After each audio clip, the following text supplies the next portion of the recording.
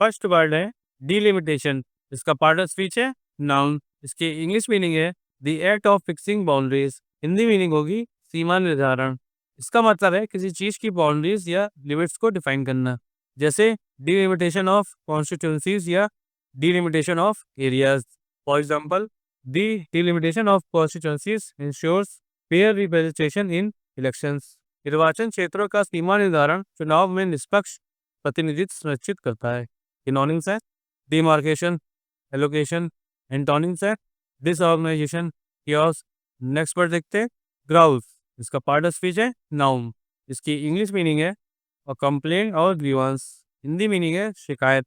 इसका मतलब है किसी चीज के बारे में शिकायत करना या कंप्लेन करना, जैसे एम्प्लॉयज का grouse about workload. For example, the southern states have a grouse about the proposed delimitation process favouring northern states. दक्षिणी राज्यों को प्रस्तावित सीमा निर्धारण प्रक्रिया के उत्तरी राज्यों के पक्ष में होने की शिकायत है। सिनोनिम्स है कंप्लेंट, ग्रीवांस। एंटोनिम्स है प्रेज, अप्रूवल। एक बात और, ग्राउज और कंप्लेंट दोनों का मतलब है शिकायत करना, लेकिन ग्राउज ज्यादा इनफॉर्मल है और कैजुअल कंटेक्स्ट में यूज होता है। नेक्स्ट वर्ड एप्रीहेंशन, इसका पार्ट ऑफ स्पीच है नाउन, इसकी इंग्लिश मीनिंग होगी एंजाइटी और fear about the future. Hindi meaning होगी आशंका। इसका मतलब है किसी चीज के बारे में डर या एंजाइटी होना, जैसे एप्रीहेंशन अबाउट फ्यूचर या apprehension about deserts. For example, there is apprehension among southern states about losing political influence due to delimitation. दक्षिणी राज्यों में सीमा निर्धारण के कारण राजनीतिक प्रभाव खोने की आशंका है। सिनोनिम्स है एंजाइटी, फियर। एंटोनिम्स है कॉन्फिडेंस, एश्योरेंस। एप्रीहेंशन और फियर दोनों का मतलब है डर होना, लेकिन एप्रीहेंशन ज्यादा फॉर्मल है और फ्यूचर रिलेटेड कंटेक्स्ट में ज्यादा यूज होता है।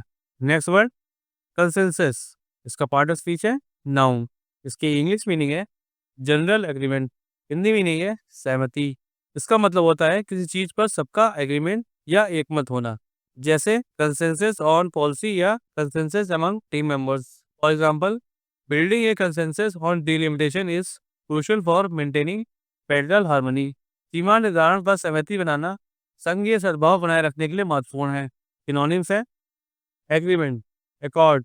एंटोनिम्स है डिसएग्रीमेंट, डिस्कॉर्ड। अब नेक्स्ट वर्ड देखते हैं इंडेलिबल, इसका पार्ट ऑफ स्पीच है एडजेक्टिव, इसकी इंग्लिश मीनिंग होगी अनेबल टू बी फॉरगेटन और रिमूव्ड। हिंदी मीनिंग होगी अमिट। इसका मतलब है किसी चीज का परमानेंट या इरेज नहीं होने वाला, जैसे इंडेलिबल इंक या इंडेलिबल मेमोरीज।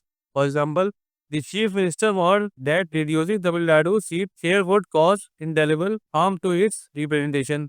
मुख्यमंत्री ने चेतावनी दी कि तमिलनाडु की सीटों में कमी उसके प्रतिनिधित्व को अमिट नुकसान पहुंचाएगी। सिनोनिम्स है परमानेंट, अनफॉरगेटेबल। एंटोनिम्स है टेम्परेरी, इरेजेबल।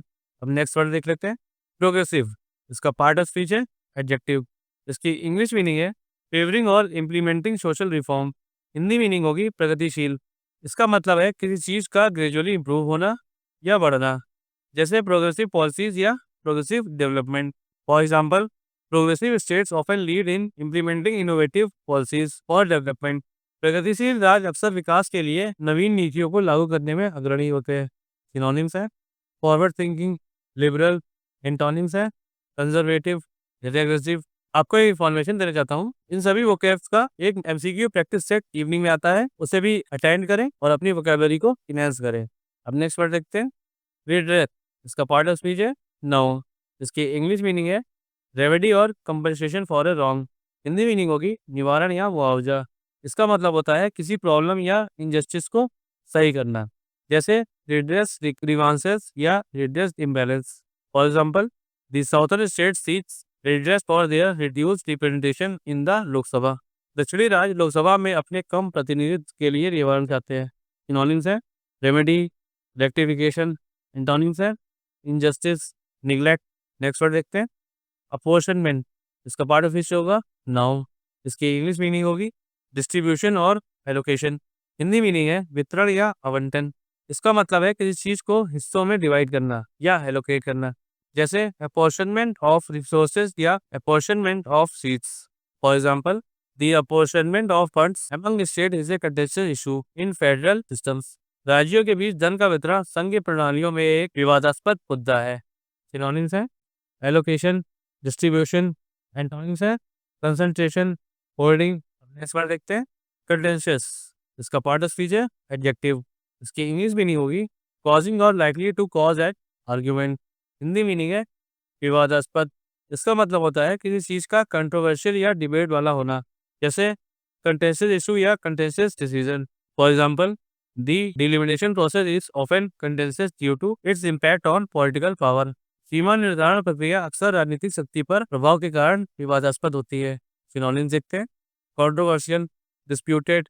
एंटोनिम्स है एग्रीएबल, हार्मोनियस। नेक्स्ट वर्ड देखते हैं पैटर्न, इसका पार्ट ऑफ स्पीच होगा एडजेक्टिव, इसकी इंग्लिश मीनिंग है relating to a system of government. Hindi meaning होगी संघीय। इसका मतलब होता है किसी चीज का सेंट्रल और स्टेट गवर्नमेंट के बीच में डिवाइड होना, जैसे फेडरल सिस्टम या federal laws. For example, India federal structure allows states to have their own legislative powers. Bharat की संघीय संरचना राज्यों को अपनी विधायी शक्तियां रखने की अनुमति देती है। सिनोनिम्स है यूनियन, सेंट्रल। एंटोनिम्स है यूनिटरी, सेंट्रलाइज। अगर ये वीडियो आपको पसंद आया हो तो वीडियो को लाइक करिए और अपने फ्रेंड्स के साथ शेयर करिए। और हाँ, अगर आप हमारे चैनल पर नए हैं तो चैनल को सब्सक्राइब करना ना भूलिए। मिलते हैं नेक्स्ट वीडियो में। Keep learning, keep growing.